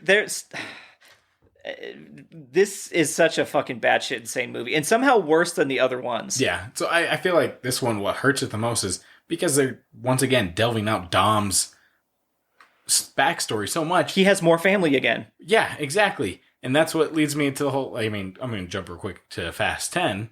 Oh, yeah. Mm-hmm. And Fast X. Yeah, I'm sorry, my bad. They already casted his grandma for that movie. Oh, that's right. And so it's just like ridiculous of like family that always keeps coming back. And the fact that they went to the past like this, because it makes me like, throughout the entire movie, I was like, how old is he? How old is he in this compared to one? Like, what is the age difference between him at the racetrack and this here? A few years? And they recast it? Yeah. I understand like recasting to tell that story, but at the same time, just de-age his ass. De-age it or figure a better way to tell this. Don't fucking like make it such a big point. Yeah, de-age it for a short bit. Don't go through all this stuff of like, I went to juvie, because I'm assuming it's juvie. He had to be that young. Or was it actually jail? Because it seemed more like jail. If he had beat a man to be disabled, although they've retconned that a bit, yes. I'll compare the two scenes. So I went back and watched his introduction at what he did to this other guy, and then what it shows in this movie. Mm-hmm. It's different. Not a lot of different, but different enough. Yeah, he must have gone to juvie because he still would have been in a prison or something for basic attempted manslaughter. Yeah. He doesn't just get out. He gets out like a week later, it seems like. Yeah. Because his brother's a street racer now, who turns into John Cena. Yes. I like Finn Cole, the actor. He's in Animal Kingdom, and he's in Peaky Blinders. Like, he's a good actor. He's a little, like, he's always, like, the tough guy. So this didn't change much, but he does not turn into John Cena. No. Especially for the time difference, right? Yeah. It's not that long. Like, what you look like, Nate, in high school is not too much different than what you look like now. Yeah, exactly. But Vin Diesel turns complete different. And you get it's all sorts of stuff. But they had him in the wife beater and all that too. They do. And the voice, was that Cap dubbed? No. I'm not sure on that. Probably. Because it sounds just like him. Vin Diesel's like, if you guys aren't de-aging me, I'm getting my fucking voice there. Getting my voice in, yeah. So you get the 1989 Dom's dad story. Yeah. And this is, something happens to the car, he crashes, but then the thing that happened to the car doesn't even mean anything because the guy pinned him against the wall. Either way, the car just explodes. Yeah. Like, ridiculous amount. Yep. And then you jump to the farm life with, this is Letty and Dom. I wrote down Mia and Brian. I don't know what the fuck I was writing there. Oh, little Brian. His name's Brian. So it's Letty and Brian. He named his, even though Brian is not dead in their continuity, he still named his child after his friend. Yeah. Which is kind of weird. It is. You would think as a family he would have named him after a real family member. Right. But whatever. Yeah. And this is where you get Mr. Nobody is in trouble. Mr. Nobody we didn't talk about, but he is Kurt Russell. Yeah. He's like this CIA agent that is larger than life. He's like Nick Fury. Yeah. Going back to that, they should have named him Jesse. They should have named him Jesse. Yeah. Jesse Giselle Toretto. Or they would have named him Han, right? Han was actually dead, apparently, according to them. Right? Fucking this goddamn movie. But anyway, they're on the farm life. They have a whole like protocol for if somebody shows up. None of these places have sensors or cameras watching. For all the technology, they never know a car's there until it's right outside. Yeah. Like later on, they're in the bunker, and all the people show up. They had no idea they were at the door. But I'm just like, are you expecting anyone? Are you? No? Shit. Let's fucking get this guy. I'm here just to deliver a package. Yeah, Tyrese is there, and we always forgot Ludacris, and this duo, this buddy comedy that they keep throwing in here. Oh yeah, they're real. I feel like they're like, hey guys, just keep us as a buddy comedy, and then maybe we'll get our own spin-off of Fast and the Furious. They probably do want that, don't they? Yeah, honestly, that might be better. Honestly, they should have just done spin-offs. I would watch. No, I wouldn't. I lied. That took me a whole half second to think about. Regrets. Then we jump to just kind of gonna run down. The movie jumps from location to location. It does. I feel like I'm just here to talk shit about the scenes that I really hated. No, that's fair. There's something in everything for you. Okay, yeah. So you jump to Monte Quinto. Tyrese. This is where you get his God complex. And he actually says it out loud. But it's also more of him, like, breaking the fourth wall in a sense. Because he's like, oh, well, I can't die. We can't die. Guys, we have not died. We don't get scratches or anything. Yes. And it's just like, this is not really the character or the place for a fourth wall break by any means. And that's, like, the first time I realized, like, I was hoping they would have done something more of, because I knew Han was coming back. Right. That was the teaser. And there was the scene of where he's sitting in the bottom of the pit or whatever he's at, and there's like 10 guys all locked with and automatics. And for some reason, he fucking kills every single one. Because they're all firing at him in a kill box. They're just shooting down at him. And they all hit his fucking bulletproof vest. And he shoots each one of them down. Yeah, that's where they should have had Han as like behind the scenes, like sniping or something like that. To where it was like, oh, it makes sense. Or have any of the other cast there. Yeah, exactly. It was just, that's where I was like, yeah. They're really going with, we're untouchable. We can't fucking die. But again, you're right, though. What's worse is that they break the fourth wall. They know how stupid it is. They don't fix that. No. They just say, let's just address it. Yeah. That's such lazy writing. But that makes it even worse because going forward, then there's no stakes. Yeah, nothing. Like, I figured they were going somewhere with this where maybe they were actually going to kill one of them. Well, Tyrese should have died, right? That would have been grounded to be like, oh, he thinks he's invincible because we've survived all this. Yeah. Oh, they actually just got lucky. Yeah, he died in space. That's when it should have happened. Yeah. Well, the series, died well before they got there. But they only go to space because the internet said, are they going to go to space? That's the only reason they're there is because it was such a joke. Yeah, and you know what Fast 10 they're saying about they're going to do with that? No. Time travel. Don't. That's what the internet's going with Fast 10. And they'd like fan interaction. Justin Lin's like, I thought Justin Lin pulled out of this. He's not doing Fast 10. Oh, that's good. He finally had enough creative differences that he's like, can't do it. He Christopher dropped. Nolan, guys. Yeah. Oh man. That was wow. I mean, we're gonna see Fast X no matter what, it's a two-parter. Yes. You think they're gonna call it 11? They're probably gonna say Fast 10 Part 2. They're gonna call it Fast 10, and then it's gonna be Fast 10 your seatbelts. Endgame. Oh, Endgame. That's why they're doing time travel. Oh jeez. Dom's like, I want in. Yeah. I'm as good as the Avengers. This is where you get the hacker extraordinaire, who, I mean, this is Ramsey. She can, I think I can hack into their system and everything, it's a hand wave shit. Yep. This is where you get John Cena and the island hopping, Nate. Yep. This is the trailer moment that everybody watching, even everybody laughed. Every time the trailer got done, everybody laughed because it was so batshit insane. And if you've seen it, the bridge is collapsing. And Tyrese and them are in a Jeep in the first part. They're riding over they're going, the bridge is collapsed and they're driving up it. That's not how gravity works. No. Well, I mean, in general, because it goes back to like Tyrese with the, I guess we're getting to the landmine. Yes. Yep. Where he's hanging over it, yeah. He hangs over it, he escapes it, and he's maybe 20 feet away from it. Yep. The landmine goes off. Somehow it launches the fucking vehicle, 20, 30 feet in the air. We don't see how high it goes up. Yep. But he doesn't fucking move an inch from it going off. He's perfectly fine. And then they drive, like an Indiana Jones movie, if it was an animated version. They drive up the bridge that's collapsing. And that's not even the craziest fucking part. No. Because John Cena gets picked up by a magnet on a plane that swoops over by Cypher and takes him to a different island. And Toretto and them are like, we got to get over there because there's helicopters chasing us who apparently won't fire on us if we get to this other...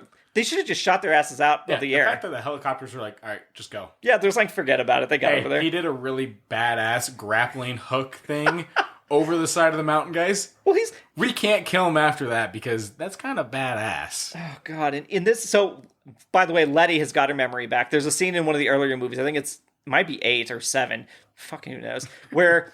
She like almost dies and then she remembers their wedding and she's like, oh, no more amnesia. So that's how that works. But she doesn't even flinch. Or I guess she kind of braces, right? When she sees that Dom's like, I'm going to drive to the broken bridge and I'm going to let my wheel somehow catch this chain that will then drag me and swing me like a pendulum to the other island. Yep. And then they crash into the side of the island, roll over, and she's like, oh, well, that's new. They're not hurt. No. Either way. You know, like, you're looking at all these movies, because this is where John Cena is introduced as his brother. Yeah. But Kill Dom, you solve a lot of the problems in the world, I feel. Yeah. Because it's always like someone going after him, someone leveraging against him. Kill Dom's family, save them all. Yeah. Yeah, I agree with you. Yeah. Then we get to 1989 again, and this is where he like hits the other driver. Mm-hmm. But the driver says the most poignant thing in the entire series. He says, what's it with you Torettos where you're all the heroes in your own stories? Yeah. Dude, he's talking about Vin Diesel. Yes, he is. But yeah, so the driver hits Dom first, which is not mentioned in his little line. Okay. And then the bro was there, which is never mentioned. So was Buddy, who is Michael Rooker. Michael Rooker pulls Dom off of him. He backhands him with the wrench once and then starts kicking him. And Rooker gets there and pulls him off. That's it. That's the whole fight. Right. But in the actual number one where he's talking about it, he says, he says, I remember my dad, burning in the car. There was screaming. Turns out it was me screaming the whole time. And it's like, okay, that's actually like a serious moment in number one where you're like, oh shit, he was like a young kid. You imagine this young kid. Yeah. But no, Dom's like almost the same age as we see him in number one. And then he says, oh yeah, a week later, I came across the driver, that killed him. I hit him, and I didn't intend to keep hitting him. But by the time I was done, I couldn't lift my arms. Bull fucking shit. He was pulled off almost immediately by Michael Rooker. I remember how great that scene was in number one, where you went, oh my god, these are real characters with real stakes. He crippled a man. He made him so he has to ride the bus. He disabled a man. Yep. That's so dark. And then this is like, nah. And my brother was also there. Dom's a hero, so it's okay. Jesus. Yeah. So anyway, let's see. Yeah, blah, blah, blah. Cypher has a force field cell with no bathroom again, kind of like an Avengers cell. It's okay, so it's really weird in that sense. Uh-huh. Because, you got the clear plastic, whatever it is. She has a new, like, stylish outfit every time. They're like, hey, put this on for the day. Yeah, her jacket's, like, sitting on one of the one stool in the room or something. Yeah, like, it's just like, all right, fashion change, guys. Get her a new outfit. It's ridiculous. Like, if she's a villain and you have her locked up, why are you, like, parading her inside of this warehouse? Why isn't she just in some cell by herself? Yeah. Are you looking to utilize her insights? Right? It's so bad. It's so very bad. So there's the point now when John Cena and Toretto meet up. Yes. And it's so ridiculous because they both have the guns on each other. And he's like, I'm not going to give you mercy again. Then fucking shoot him right there. You already went through and said, like, no mercy anymore. And you turned around, put a gun on him, and you just gave him mercy by not shooting him. Yeah. It's... Yeah, John Cena and him are like almost the same height. They're both ripped. So it's like, of course. Yeah. They're going to fight, then they're going to be friends. Well, yeah. Their first fight is ridiculous because they are smashing through cement pillars. Yep. And it's just one of those things where every time I'm in disbelief of this movie because they still go through and smash your shit that shouldn't fucking happen. They walk away unscathed. And every time, I don't know why. I should be used to this by now. No, it still takes you out of the movie every single time. Yeah. You know what movie somebody is busted through a wall, both of them? Blade Runner 2049. But you know what? Spoiler alert, those are fucking robots. Indestructible goddamn robots. Yeah. I had forgotten about this until I rewatched Fast 9. There's the plot line of before Dom leaves the farm, he goes into a little like nightstand and pulls out a photo of a church with the cross on it. Oh, yeah. For no reason. No reason he grabs this photo. And then he brings it out, and it tells you that this is a pic from when Han died, so Han must be connected. He brings out a photo of a postcard of a church that Han sent him on the day Han died, randomly when he's leaving this farmhouse, that just happens to make sense to this entire plot. That is so insane. That's like, so that you've got logic insanity and scene action insanity. Like, both things are not working together. Yeah, no. And so this is where we get Han. Mia and Letty are eating food in, is it Tokyo? Yeah. They're eating at Tokyo. And then she's like, Letty looks up and goes, wait a second. She goes, here's the postcard that Dom sent me. It's from Mexico. She sees a Mexican flag in one window of all the apartments in Tokyo and goes, that's where definitely Han is. Yeah. Right where I was sitting and eating food, too. Like, they're not even trying. Bad. It is ridiculous. And that's the other thing, too, is like, they went to this, God. They revealed Han's alive. Yeah. But that's it. They stopped right there and they went to the next scene. They didn't even explain at that point of how he's alive or anything like that. It was just like, we're going to leave this open until we get to it. And even then, it was pointless for him to be back alive. There was no reason for him to be a character again. He has no purpose in this. Because it was just written in to where I was protecting the key the entire time because we knew this was a bad machine out there and we didn't want to let anyone know or fucking destroy it for whatever reason because... Yeah, they had all these years, apparently. Yeah. Mr. Nobody would know where all that stuff is, right? Yeah. Yeah, well, and this is what you mentioned earlier, that these untrained people are fighting assassins. So when they go into Han's apartment, luckily his little protege, the girl he saves, who's all grown up now, fights too, but Letty and Mia are beating the shit out of real hitmen. Yeah. And then Han snipes people out of the street. And they're just like, they always see these close-ups where Michelle Rodriguez look down the road. And she starts smirking to herself like, oh, it's Han. And it's like, come on, dude. Then they go to Cologne, Germany, where you get the rocket car. And this is where Lucas Black shows back up as Sean. I like these characters. Like, this is a movie I'd like to see. With Lil Bow Wow? Yeah, I would like to see this movie of these three. Where they're still fucking up. They're still... They're not grounded, but I mean... What our main characters do with their tech is not grounded, but when they're actually doing it, it is because it blows up. Yeah, exactly. Yeah, they have a rocket car. Even then, what they do with the rocket car, as ridiculous as it is, they have all the plating on it, so that way it doesn't... The only thing that I think is absolutely batshit insane is the brakes on that car. Because how quick it fucking stops, and it's going at a jet speed. Yep. It doesn't have parachutes or anything like a drag car would have whatsoever. It's just like, nope, we stopped on a fucking dime. Yeah. And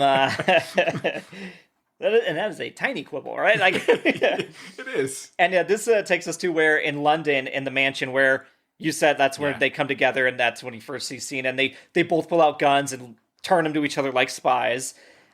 He runs into Queenie, who is Helen Mirren, who is in this fucking series for some reason. She is the Shaw's mother, but she is stealing from a place, jewelry. Dom just happens to be outside knowing she's about to steal from this place. And then they do this whole drive-away thing where she's, getting chased and shot at and stuff like that, and he's just kind of smirking and having a conversation we're in charge. Out of place, because then they end up in the car scene or whatever. They always have, hey, let's get all these fancy cars in for no reason. I could not believe this scene in front of the mansion. There's probably 200 women in white dresses, all supermodels, slowly dancing with each other around a few luxury cars in front of a mansion in the middle of nowhere. There's hardly any dudes. There's no real music. It's just, do you want to be woman 199 and come out here and stand next to this car and dance? In this logic of this world, what are these human beings doing? See, that's why it was better in Tokyo Drift, because it was everyone's going around. The women are like, no, this is my fucking car. I work on this shit. It was, everyone had their own character. Yes. Not just all right, yeah, like you said, 199. Oh. Dude, I don't even know. But right time, right place again. Blah, blah, blah. Hundreds of women. So Interpol is called and grabs Vin Diesel. But it turns out it's really Cardi B and her series of models. Tell me how that lines up. It doesn't. Nothing lines up. I don't even remember her from the other movies. I don't either. I was like, who is she? I still don't remember her. Thanks for giving me that chance or whatever it is. And I'm like, who the fuck are you? Yeah, what were you in? Was this from a movie or was this something else they didn't say? She's apparently going to show up in Fast X as well. Ah, jeez. So, fighting. So then we get to Edinburgh, where the magnet truck. Yeah. That only works sometimes. So the magnet, I feel like we're going to save the magnets. The magnets are going to be the last thing, because that is all fucked. That's fair. So we'll get to the magnets and how often they do and don't work. But we'll get to Han, and they finally explained how he survived. They get his forever entrance. Yeah. It's horrible. There's no real explanation. It was just you accept it. That's all it is. Well, they even said this was Mr. Nobody's magic trick. Yeah.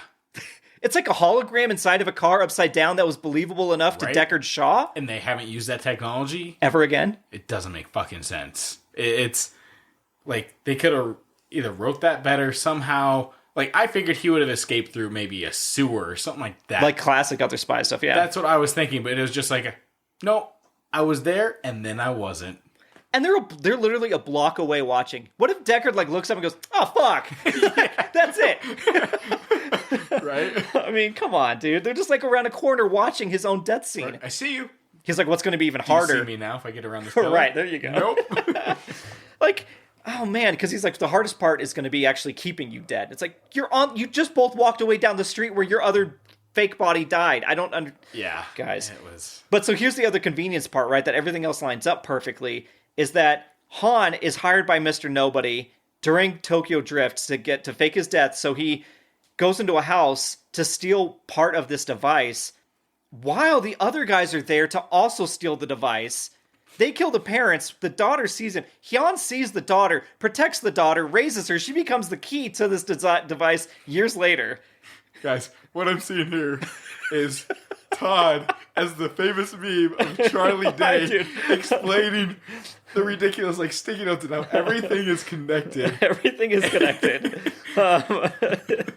Oh, Jesus Christ. And then we get the big bunker thing. This is Dom holding off 12 armed dudes with his own strength. Ridiculous. And even then, he's holding off all those dudes and still is able to rip those chains down. He pulls a building down. And it's just so ridiculous. Because the whole time, Letty's just sitting there, standing on the other door. Yep. Even though she fucking goes after him after everything. Yes. When she could have just opened the door and helped him out or some shit. Shot some people. He turns around and literally just starts fighting 12 armed dudes by himself. Yeah. Well, this is where, like I said, I read the whole, he can't lose a fight. Yes. So this entire time, I'm like, how the fuck is he getting out of this? I figured Letty would have been the one to open the door. Right. And just like, I found a gun. Bang, bang, bang, bang, bang. Bang, bang, bang, bang. Yeah. No, he fucking rips down the silo, whatever it is, and just lands in water. It's okay. None of the cement hit him. It's fine. He even has like a dream sequence, doesn't he? Yeah. Yeah, he has a dream sequence. But even then, the whole magnet thing where they pull off the pins. Yep. They don't take off the tear gas. No. They just let it run. They're not like, let's get this off. They're just... Well, why wouldn't everything else go with it? Wouldn't they be dragged to the wall, not just the pins? Oh, yeah. No, everything. You're telling That's me what I'm saying. It's inconsistent magnetism. Yeah, that's, when we get to the end, we can talk about the inconsistency. I will say, so Dom does get a cut on his eye after all that. He hurt his eyebrow. So he did. There was some blood. That's the only one.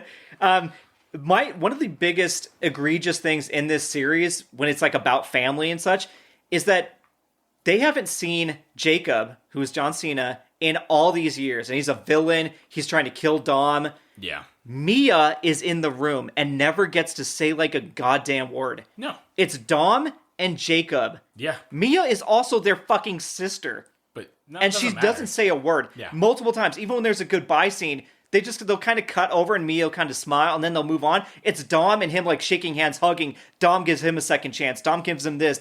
Mia has no agency whatsoever. As sad as it is to say, like, this is where you could have had her die. Yes. Right? And then that... Poor Brian's character. Well, that's the thing, though. But then from there, if they ever try to call Brian back, like, you could do a good voice dub or something like that. Yeah, where it's have the brother do it, Where it's just like, listen... My wife died because of this shit. I'm not fucking getting into this. I have kids and a family, and it's done. Yeah. So, or she never should have come back. And the thing is, she only came back because it's my brother too. But then she never interacts with him. Yeah. My other note, it just says outer space, guys. That's all we fucking need to say. Okay, they go to fucking outer space. But no, you don't want to talk about the duct tape and no. Frankly, the fact that those suits worked in space and... Right. They're old, like, scuba diving suits or deep water. Yeah, I don't know. I guess, okay, the concept there that they make, it makes sense. It's pressure, yeah. But at the same time... This thing is not NASA-grade going into too. Space, yeah. They would have frozen to death. They're in space.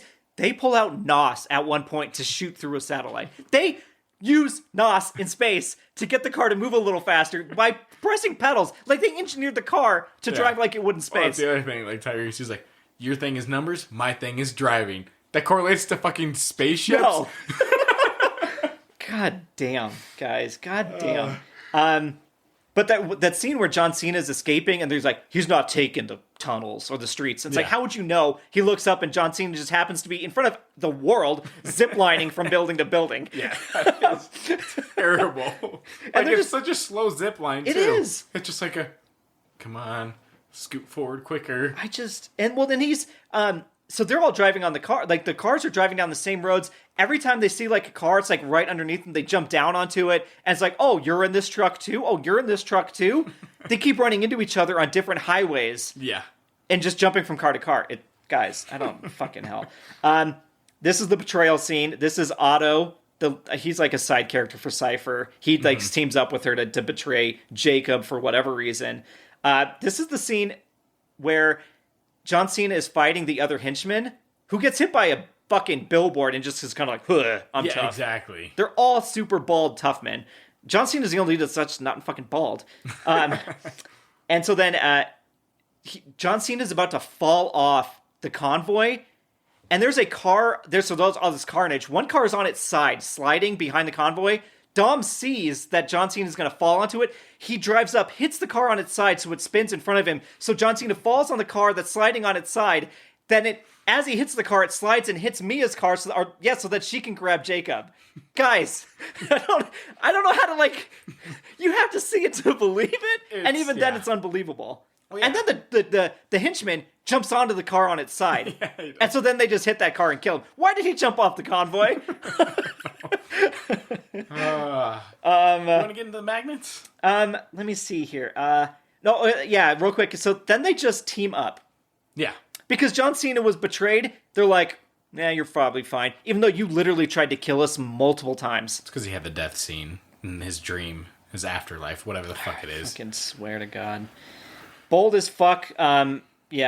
Just some bold decisions here, guys. Yep. We can do the magnet scene, then we'll get into the finale thing of the convoy. Yeah. That's a whole nother bucket of fucking goddamn worms. The magnets, it's like you said, inconsistency all over the board. Yeah. It's ridiculous too because the concept, it's there, I understand, but you have to execute every fucking single thing. Yes. The fact that it's pulling mopeds and everyone else that's walking, they're fine with their phone, their keys, they're not getting dragged, their pants aren't getting ripped, whatever it may be, it's just so fucking terrible in that sense.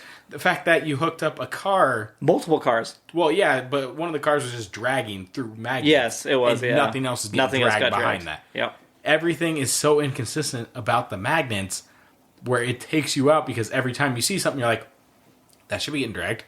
All these people are dead. Yep. Everyone. That person with braces, they just lost all their fucking teeth. Yeah, what if somebody has a brain, implant up there? Jesus. Oh, I got a metal plate and some splints? screws. Yeah. Oh, man. What's it, the pacemaker, right out. Yeah. I think there's metal in there. If plastic, excuse my logic, so sorry. Well, it starts so subtle, but it's when Ludacris is walking by the van. They're talking by the van for a while. Mm-hmm. The box truck or whatever, I guess. And then all of a sudden his necklace flies off and hits the truck, and you're like, but you were there the whole time. Yeah. But now it turned on? I don't understand. Well, yeah. They fight the cauliflower ear guys, because they're like, well, they must be in on it because they have cauliflower. They fight for a living, and then Tyrese and Ludacris beat up these two guys that fight for a living. Yep. And then they even throw them against the truck, right? Like a whole big bang on this thing. They open up the back door, and the guys inside are like, what? Oh, shit, there's people here? It's like, did you not hear the fight? Right. And then they get into the truck, or they're about to get in the truck, and then they're surrounded by guys. They were also surprised by other dudes that exist. Yep. Well, and then you get the fight scene with Han and the magnets, too. He's grabbing the knives. Oh, yes. And they keep getting dragged, and the guys... Han is, oblivious to the fact that, I just grabbed this knife, it's gone. I grabbed this gun, it's gone. Oh, they grabbed the other knife, it's gone. Everything's disappearing. I'm like, you should realize this by now. Well, they shouldn't just drag away when he picks them up. Yeah, exactly.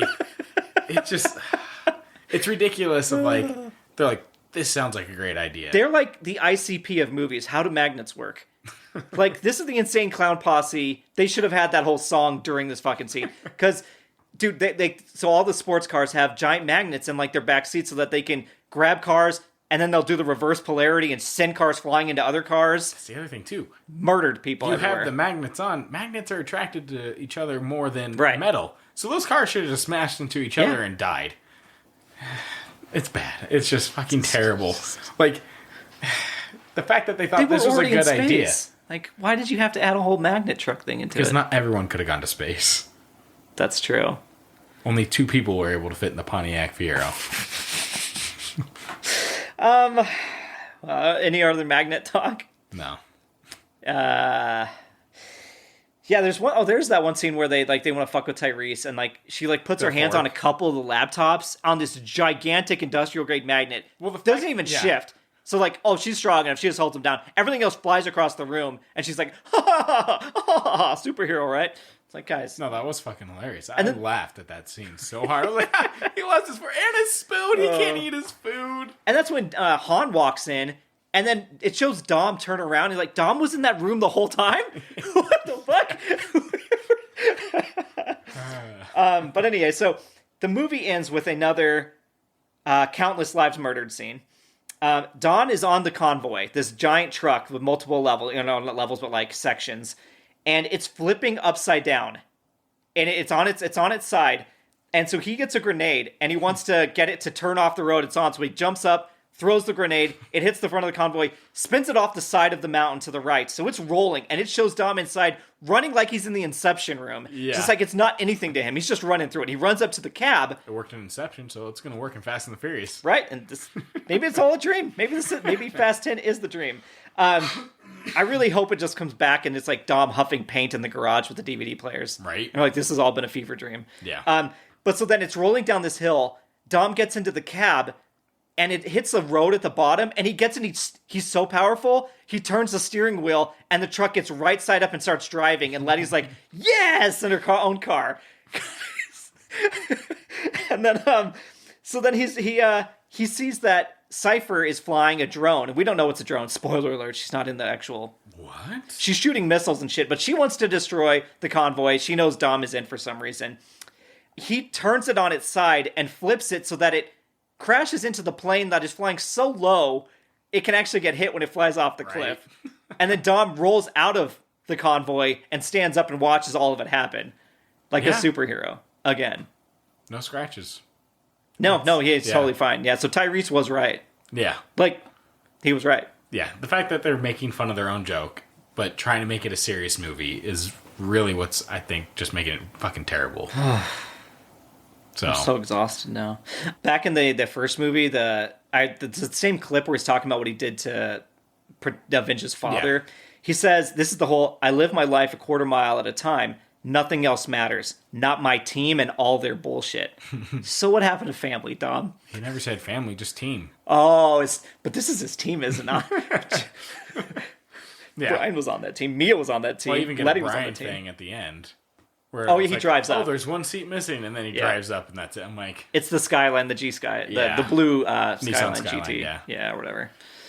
So what'd you think of the end credit scene? Did you watch the end credit scene? I did watch it. Okay. Jason Statham is surprised when he sees Han. It's ridiculous because he has the body bag, and the person that comes out, I was like, all I could think of was like, Sergey? From Mission Impossible. Oh, that's right. Out. Yeah. They're going to entwine it. Mission Impossible, Fast and Furious. If they combine any of... And they've always talked about doing that, combining Universal properties at least. Oh, yeah. I don't think Tom Cruise would allow that. No, hell no, not that. Yeah. But do you recall the scene where Ramsey says to Tyrese and Ludacris, oh, you guys look like a couple of minions? Yeah. Which is also a Universal property. Mm-hmm. So the Fast and the Furious saga has name-dropped the Minions. Yeah. So, just for cool factor, guys. I didn't think that Statham should be surprised that Han is alive, but I guess he... Why did they keep him in the dark? Why did Mr. Nobody just say, hey, you're good now, guess what, Han's alive? Yeah. It's one of those, like... The fact that they're like, hey, let's progress it now that Jason Statham, he's going to be back. He's going to be part of the next one. Yep. And, is he going to team up with Han? Is Han going to be like, oh, it's all good, what happened? Definitely. It's just... Justice for Jesse, honestly. Yeah. And Giselle. Right? The Jays. But all the villains are still alive as far as I know. Oh, yeah. So except for number one. Is it going to be a fucking team of villains against the team of them? Well, yeah, because, that's right. There's, God, there's so many people listed. I know Jason Momoa is going to be the new villain. Yep. He's Brie Larson is in it. Jason Momoa is probably going to be cousin of Dom or something like that. Yeah, they said there's 3 villains. This is going to have a big problem. Because Cypher is already a villain. She's coming back. And Jason Momoa is the villain, and we don't know who Brie Larson is. Is she a sister that's also going to be in 1989 watching them argue with Mia? Right. I was at the track that day in the stands. She was obviously, completely not part of this family. Like, I don't... Yeah. But, that's it. That's Fast 9, guys. Yeah, bad movies, but fun to shit on. Yeah, you hate watch them. Yeah. We're going to hate watch Fast X. Mm-hmm, we sure are. And Fast X2, whatever they want to call it. Yeah. And I think that's apparently supposed to be the end. But Vin Diesel's young enough. He doesn't care. He'll keep milking Universal, if they make money, who cares? Yeah. So, with that in mind, what are we doing next week? Well, it is time, Nate. It is. It's time to respect the air date of our first pod episode and our biggest gripe, our biggest worst movie, and that is Old. Yes, it is. M. Night Shyamalan's Old. So, next week, it is going to be different. So... Buckle in for this episode. Ooh, if you guys, this is a movie you can watch with us. This is commentary. So we are actually going into Old. It is on HBO. Yep. And we are going to watch it from beginning to end. We're going to time it up so you can start the movie with us. Yep. And we're going to pretty much shit on it the entire time. This is going to be the first episode that is unfiltered, unedited. It is going to be us the entire way through raw. And then I guess you can let us know if you guys want anything more like that in the future. Yeah. It'll probably be bonus episodes more than anything else. Yeah. But yeah, with that, Todd, to get us on a lighter note, some better stuff, what do you recommend? Okay, so I teased this at the beginning, and we had talked about it and hyped it up, The Rehearsal. Okay, yep, that's right. Have you started it? I haven't, no. Okay.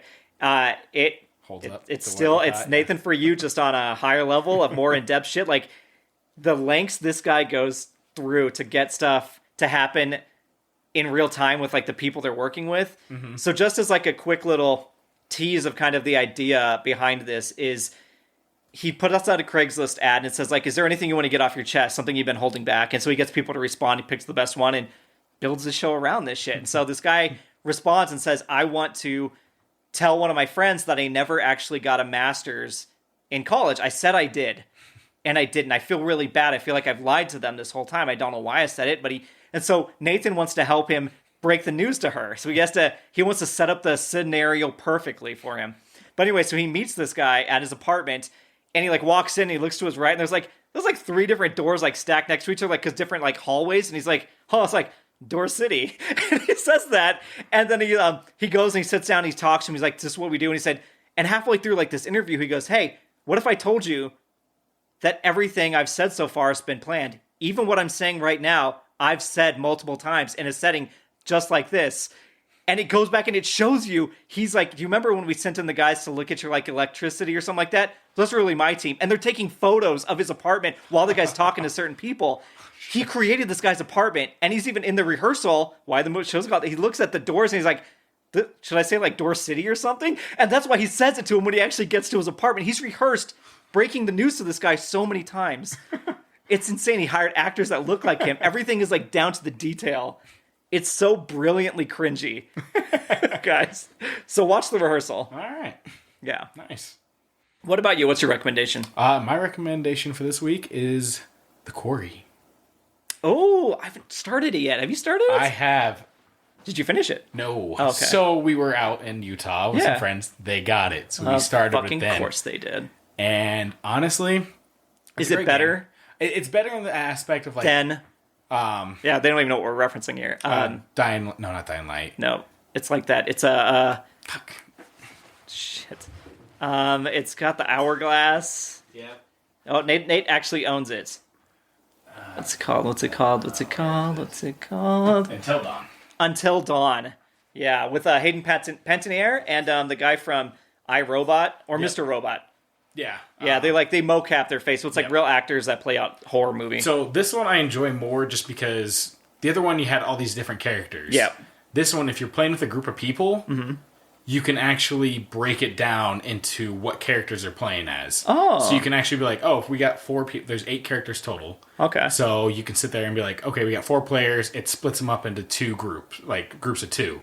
And you can randomize it too. So it's not just like, oh, you're partnered with this person for maybe a reason. So they storyboarded a ton of shit out. Yes. Like every possible, like, combination and shit had to be storyboarded out? Probably. Oh, yeah. Okay, so was it like a full narrative like Until Dawn was? Yes. Okay. So you play, you make decisions, it changes based on those decisions. Is it like, what's it called, QuickTime presses? Like hit X, hit X? Okay. Now, the thing I kind of wish I would have done with this, because you can play 8 different characters, is have 8 different people play, and each of them play a different character. At the same time? Well, you pass the controller. It's one controller gotcha. that you pass. It's not like multiplayer, like somebody would be in that same cabin. But the thing is, with it, I would much rather play as those 8 people, but if your character's not in that scene, go out of the room. Oh, so it's like a mystery box, right? Okay. That way, because there are certain things when you're in there, you're like, oh, this happened, but this happened, and then you could have that moral quandary of like, why the fuck you after this? Well, it's fine with me. Like, it would make a really interesting watch or dynamic going through it. So if anyone has that time, that would be... has that time. Yeah. Well, maybe the third one, maybe if they get enough feedback, because, I mean, this is the same company, right? I don't know. I think it is, because it's like a spiritual successor. Yeah, but I think it would be awesome. Like, maybe pitch it to like a YouTube channel. Oh, okay, They can pull it off. Oh, like a Rooster Teeth type scenario. Yeah, someone that plays game. Yeah. I just want him to make a third, like or what? I mean, it doesn't have to be the first one wasn't, but whatever the third one is, and then have that element where different people can be playing through the mystery at the same time, and you get to not see their screen. Like, you don't know what they just found out that you don't know. Yeah, blah, blah, blah. No, it'd be a cool dynamic to have that. Because, like, obviously when we're playing, we can talk stuff through. And you're like, oh, well, this happened, so maybe this is something to do. I remember playing Until Dawn a little bit with a whole group way back in the day, and I finally played it on my own years later. But, I definitely want to play the Quarry. Yeah, it's a good, I mean, if you get a chance, October game. There you go. Yeah, okay. I know it's a little early, but... It's never too early. Yeah, oh, okay. Like, I've been watching The Paranormals, remember? So it's like, if you want a little fright in the middle of the week. Yeah. Okay. So, good rec.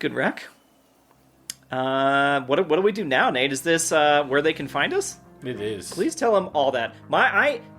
Guys, I've talked way more than normal, and that's a lot to say. So, Nate, can you give us all that information? Well, they can find us on a lot of social platforms such as Facebook, Instagram, Twitter, TikTok, and you can email us. That's it. All right. He did it. You can email us at theendofsci@gmail.com. Sure can. And while you're listening, if you want to rate us, whether you're on Spotify, iTunes, if you're on iTunes, please leave a comment. Please. It can be whatever. Oh, please.